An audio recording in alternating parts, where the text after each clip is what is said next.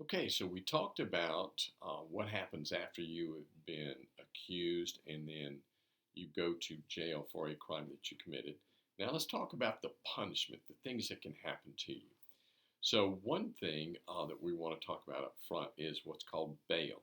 So, this is the sum of money that the accused must pay to the court as a guarantee that they're going to appear in court at the proper time.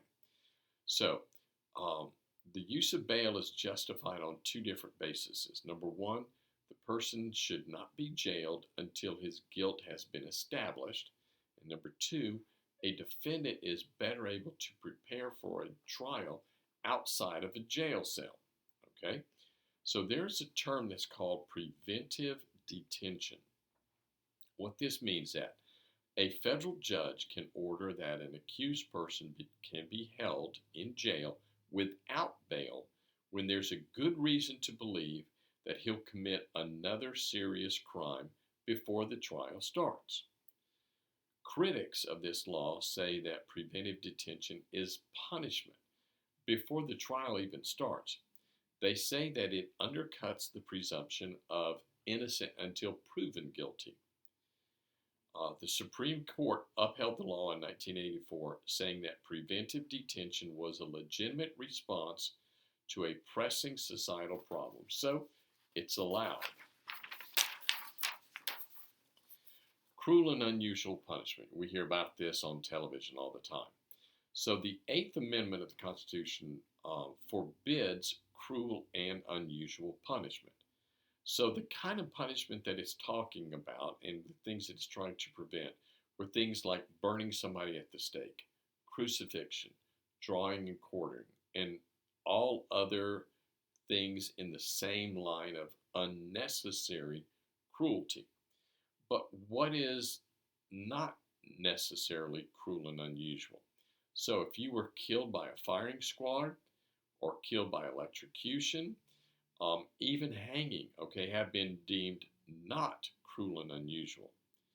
Um, there was also a time when somebody was convicted of murder and he was sentenced to die in an electric chair, and they turned on the electric chair. It didn't work, and so he thought, okay, no, well, it didn't work, so we can't do this. That was cruel and unusual.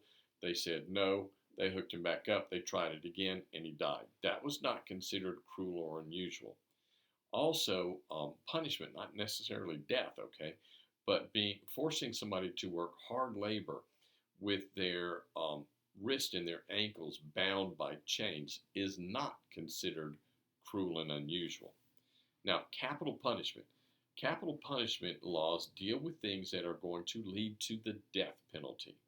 Okay, this has been around since the colonial times. Some states make it mandatory um, for certain crimes like the killing of a police officer or murdering somebody um, during a rape. That will be a mandatory capital punishment. Okay. Others provide for a two-part process. One, we got to determine whether or not the person was innocent of what they're being charged with. And secondly, if they are found guilty, then did what they do rise to the level of putting that person to death?